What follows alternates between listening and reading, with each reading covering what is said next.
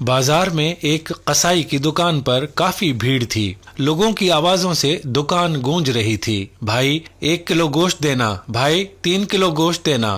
اتنے میں ایک بزرگ سفید پوش، چہرے پر داڑھی، سر پر ٹوپی، آنکھوں پر اینک لگائے دکان میں داخل ہوئے۔ جیسے ہی وہ بزرگ دکان میں داخل ہوا، قصائی سارے گاہکوں کو چھوڑ کر اس بزرگ سے مخاطب ہوا۔ جی ½ کلو گوشت چاہیے، بزرگ نے کہا۔ قصائی نے فوراً بہترین گوشت کا ٹکڑا کاٹا اور بوٹی بنا کر دے دی۔ بزرگ نے پیسے دینے کے لیے ہاتھ بڑھایا تو قصائی نے لینے سے انکار کر دیا۔ وہ بزرگ بولا، جاوید بھائی، آپ ہمیشہ ایسا ہی کرتے ہیں۔ قصائی مسکرا دیا اور بزرگ دکان سے باہر نکل گیا۔ لوگ گلے شکوے کرنے لگے کہ ہم کب سے کھڑے ہیں اور قصائی کو چربی چڑھی ہے، گاہک کی تو قدر ہی نہیں ہے۔ قصائی کی دکان سے ذرا فاصلے پر پڑی لکڑی کی بینچ پر ایک آدمی شروع سے آخر تک کا یہ سارا منظر دیکھ رہا تھا۔ وہ دیر تک بیٹھا دکان کے خالی ہونے کا انتظار کر رہا تھا۔ گاہک نپٹا کر جیسے ہی قصائی فارغ ہوا تو وہ آدمی اٹھ کر قصائی کے پاس آیا اور کہا،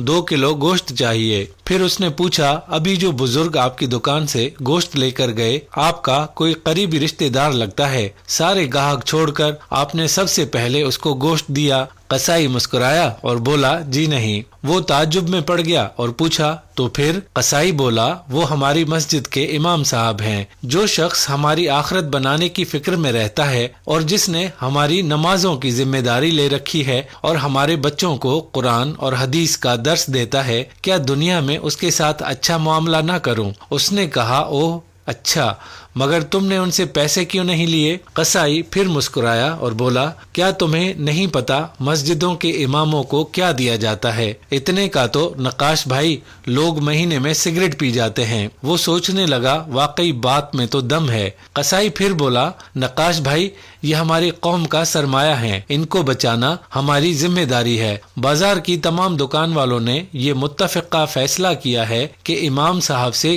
کوئی پیسہ نہیں لے گا۔ صرف میں ہی نہیں، یہ نائی، یہ جنرل اسٹور والا، یہ ٹیلر، وہ ڈاکٹر صاحب، کریانے والا، دودھ والا اور سبزی والا، کوئی ان سے پیسے نہیں لیتا۔ نقاش بھائی اتنا تو ہم کر ہی سکتے ہیں۔ اور پھر مسکرا کر کہا، نقاش بھائی ½ کلو گوشت کے بدلے جنت زیادہ منافع کا سودا ہے، یہ لیجئے آپ کے گوشت کی تھیلی۔ اس نے پیسے قصائی کی طرف بڑھائے اور کہا، پر بھائی میں تو جاب کرتا ہوں، کاش میں بھی آپ لوگوں کی طرح ان مولوی صاحب کی کوئی مدد کر سکتا۔ قصائی نے کہا، بہت آسان ہے، سامنے گلی میں امام صاحب نے سائیکل بننے کے لیے دی ہے، آپ دکان والے کو چپکے سے بل ادا کر دیجئے اور اس سے کہہ دیجئے کہ امام صاحب سے پیسے نہ لے۔ وہ مسکرایا اور دکان سے نکل گیا۔